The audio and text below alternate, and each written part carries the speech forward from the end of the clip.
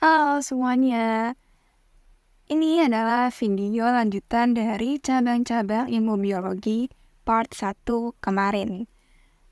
Kita udah menyimak bersama ada 7 cabang-cabang ilmu biologi, dan sekarang bakal ada 7 cabang-cabang ilmu biologi lagi. Apa aja? Check it out. Yang pertama ada ornitologi.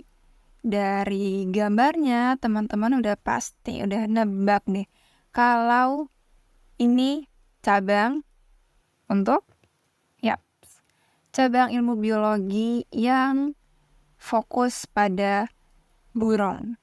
Kita bisa lihat sini ada burung cendrawasih, ada burung maleo, ada burung kakatua, ada burung elang. Ornitologi adalah cabang ilmu biologi atau zoologi. Jadi dalam zoologi ini ada cabang yang lagi, yaitu ornitologi, yang mempelajari burung secara menyeluruh. Seluruh aspek kehidupan si burung ini, seperti perilaku, ekologinya, taksonomi, anatomi, fisiologi, migrasinya, serta interaksi burung dengan lingkungan dan spesies lainnya. Tentu habitatnya juga sama konservasi spesiesnya gitu, karena si burung ini juga mempunyai peran tersendiri dalam habitatnya. Kemudian ada bakteriologi. Ini juga dari namanya aja teman-teman pasti udah tahu.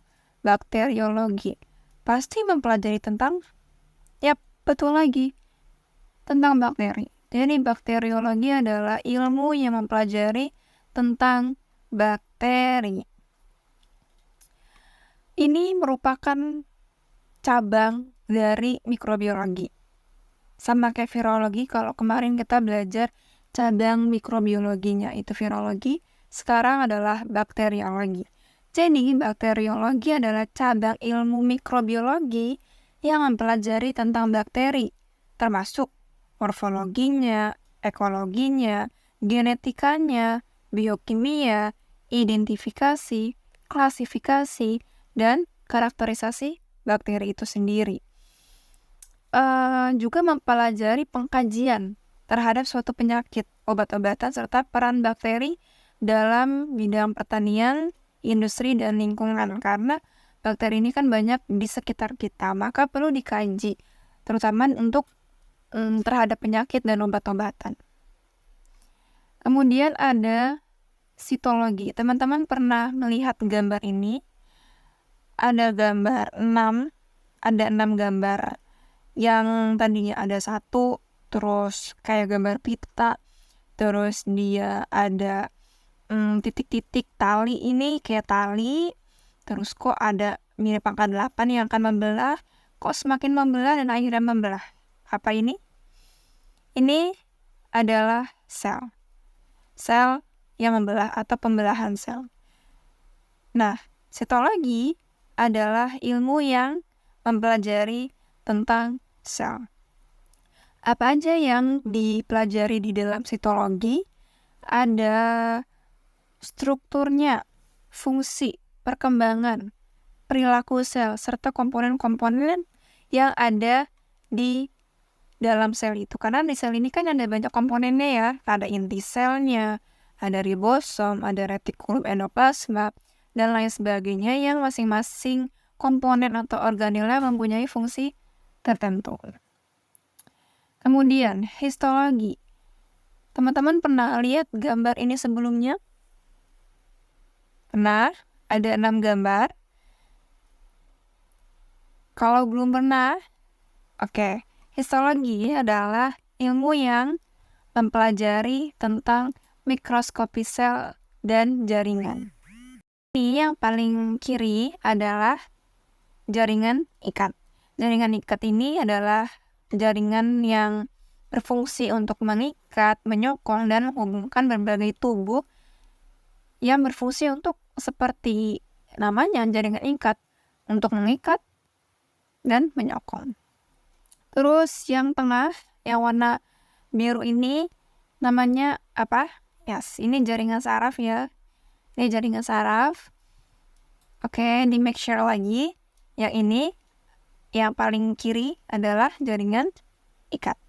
Yang tengah, yang warna biru adalah jaringan saraf.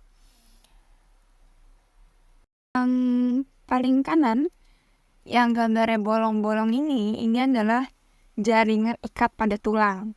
Oke. Terus bawahnya yang ada kayak gambar bulu ini ke atas-atas, ini namanya apa yo? Ini namanya jaringan epitel bersilia. Nah, dia tampak berlapis dan ada sili di permukaannya. Oke, fungsinya untuk apa? Fungsinya untuk menggerakkan lendir dan partikel. Contohnya pada trakea dan bronkos. Terus yang tengah ini ada epitel pipih berlapis.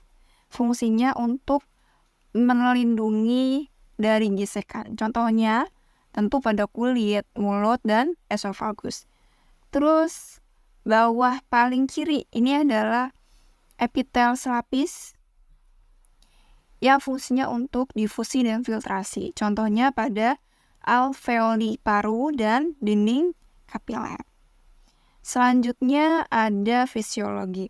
Oh, gambarnya kayak anak-anak kedokteran ya. Kayak ada gambar sel, ada gambar lambung, ada gambar rahim, sistem reproduksi, ada gambar otak, sistem rangka, ada sistem otot. Sebenarnya fisiologi ini apa sih? Fisiologi adalah ilmu yang mempelajari kerja dari organ-organ. Ya, contohnya fisiologi manusia, fisiologi hewan, atau fisiologi tumbuhan. Selanjutnya ada morfologi. Kalau tadi kita lihat banyak itu ada di hewan dan di manusia gambarnya. Nah, sekarang kita lihat ada gambar-gambar yang banyak kan di bunga. Karena paling mudah, bukan paling mudah sih, menganalogikannya paling mudah ada di bunga, di tumbuhan.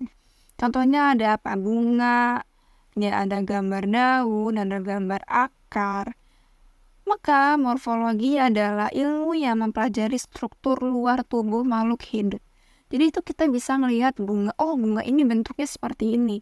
Mahkotanya, bakal buahnya, bentuk daunnya bertulang, tulang daunnya bisa kita lihat tanpa harus kita lihat pakai mikroskop. Kita bisa lihat dengan mata kita sendiri. Nah, contohnya ya morfologi pada tumbuhan, kita bisa contohnya akar, batang, daun, bunga, dan buahnya. Yang terakhir ada anatomi. Kita bisa lihat ada apa aja. Ada gambar otot, ada gambar tulang telapak tangan, ada tulang dada. Sebenarnya anatomi ini apa sih? Gitu. Nah, anatomi adalah ilmu yang mempelajari letak dan struktur organ-organ tubuh makhluk hidup. Jadi letaknya tulang dada itu di mana sih di dalam tubuh manusia? Letaknya tulang ekor itu di tubuh manusia di sebelah mana sih? Nah, itu dipelajari di dalam anatomi. Oke, karena ini part 2, jadi cuma 10 menit. Kesimpulannya adalah teman-teman bisa baca di sini, ornitologi adalah cabang ilmu biologi yang mempelajari tentang burung. Kemudian ada bakteriologi yang mempelajari tentang bakteri, sitologi mempelajari tentang sel, histologi mempelajari mikroskopi sel dan jaringan. Yang kelima ada fisiologi mempelajari kerja organ-organ. Yang keenam morfologi mempelajari struktur luar tubuh makhluk hidup. Dan yang terakhir ada anatomi mempelajari letak dan struktur organ-organ tubuh makhluk hidup. Sebenarnya cabang-cabang ilmu biologi ini lebih dari 14 ya, ada banyak sekali. Cuman saking banyaknya kita rangkum sih, kita ambil 14 aja. Oke, seperti biasa di akhir video ada latihan soal yang mengasah kemampuan teman-teman, kayak setelah video teman-teman menyimak atau enggak ya gitu. Dan ada refleksi untuk testimoni video seperti biasa.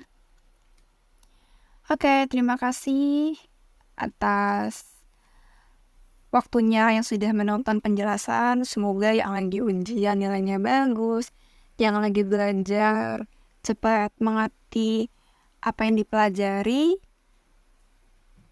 Terima kasih. Sampai jumpa di video selanjutnya. Assalamualaikum warahmatullahi wabarakatuh.